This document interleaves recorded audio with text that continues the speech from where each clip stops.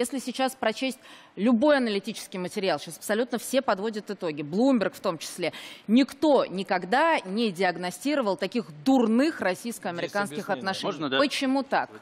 Вы знаете, действительно, в конце прошлого года, ровно год назад, Владимир Путин и в рамках послания Федеральному собранию и так далее констатировал, что кризис закончился. В этом году он сказал, что закончилась рецессия, мы встали с колен и начался экономический рост. А год назад сказали, кризис закончился, и дал поручение разработать экономические программы экономическому блоку, министру экономического развития. В мае это должно было произойти.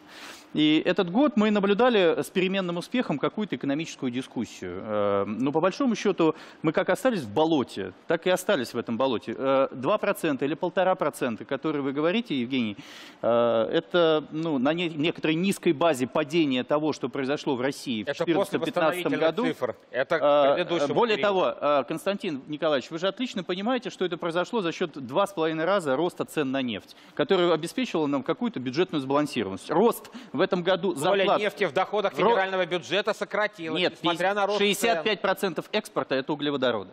Итак, доля в доходах бюджета... Экспорт нас кормит, нас больше ничего не кормит. Все, что вот здесь на нас с вами надето, на чем мы ездим и всеми услугами, которыми мы пользуемся, это не имеет отношения к отечественному производству. Зато мы продаем компьютерное обеспечение, зато мы продаем продукты сельского хозяйства, в большинстве своем, доходов больше, Константин Николаевич, чем это приписки. Оружие. Это приписки. Просто более того, вы установили... То, о чем говорите вы это не приписки. То, о чем мы говорим, вы это приписки. Установили государственные пошлины сверх 11 рублей за экспорт зерна, 50% пошлину. Фермеры ничего в этом отношении не получают, но платят за взвинченные цены в химическом производстве, которые лучше экспортировать, чем нашим. Те цены, которые на мировом рынке. А люди, которые должны платить за газ в стране, которая его производит и является основным экспортером, платят дороже, чем Белоруссию, которую мы покупаем за счет этого газа.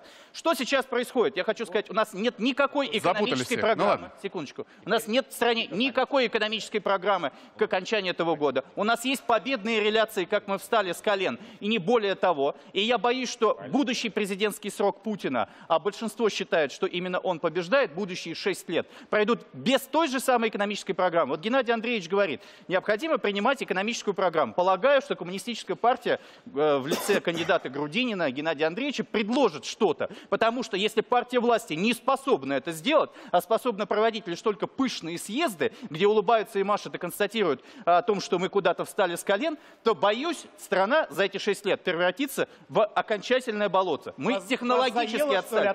Что в отношении с Соединенными Штатами Америки? То, что делает сейчас Наверное, США. Исаева просто не позвали. Никаких санкций сейчас реально не существует, никаких санкций. Все, что сейчас происходит в отношении санкционного... Не существует. Это не санкции. Ограничений торговли нет, длинных денег нет. Еще раз, это не санкции, у нас покупают нефть и газ, и это является нашим основным доходом. Капитал. Покупают по той цене, по которой нам удалось определенным образом договориться с Саудовской Аравией на время, которые торгуются с Соединенными Штатами Америки, так же, как делает Турция, Иран и так далее. Санкции реальные, возможно, уже в следующем году, которые российская экономика может просто не выдержать. Сейчас США нам просто демонстрируют, что они способны сделать, как они способны надавить в большом геополитическом противостоянии, когда они будут хотеть, чтобы мы перешли на их сторону. И я думаю, что Путин сейчас уже пытается это делать, те сигналы, которые он показывает. При этом мы проиграли во всех наших внешнеполитических приоритетах. А напомню, нашим внешнеполитическим приоритетом являются страны СНГ, постсоветское пространство. От нас отворачиваются Закавказье, все, причем и Армения, и Азербайджан, поскольку мы не являемся достойным переговорщиком к карабахскому урегулированию.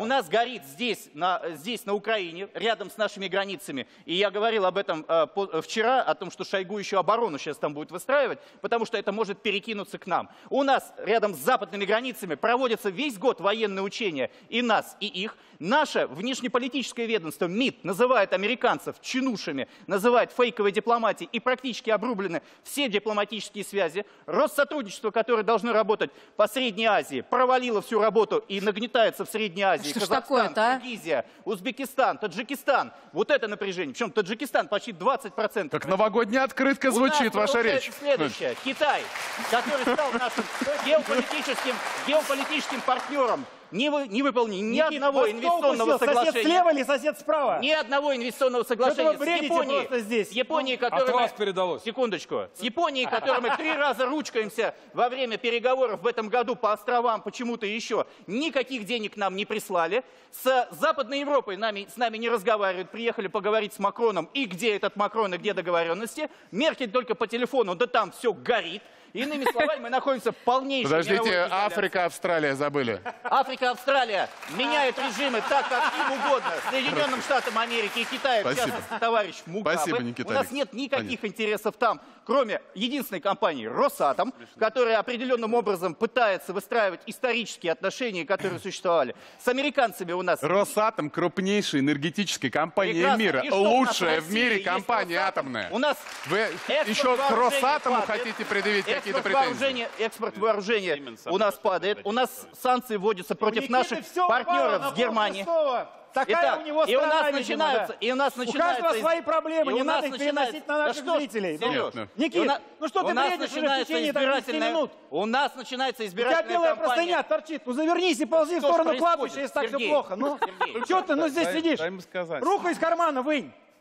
У нас начинается президентская избирательная кампания руку вот с давай из кармана. такими, вот с Что ты там такими, держишь? с такой партией власти, которая Никит, рассказывает руку только из про кармана карманы вынь. или про что-то еще. Уважай ведущих. Господин Железняк, ну тебя кто-нибудь перебивал? Никит, ну Сереж, руку из кармана вынь. Перестань Вежливо. скандалить. При всем уважении, просто уже очень долго, да, вот достаточно, да, вот как-то и вот мы сейчас подходим резюмируйте. к президентской кампании, в которой получается, что эта президентская кампания во многом могла бы быть безальтернативной. Посмотрим, что сейчас будет делать Грудинин, единственный тот, кто способен бросать сейчас этот вызов. Потому что до этого нас напитали клоунами. И клоунами старыми, и клоунами новыми в лице, значит, девушку, которая таскает по телевизионным каналам.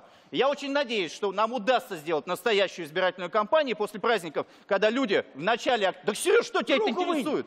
Из кармана. Точка, Никита Олегович. Прекрасное выступление, новогоднее.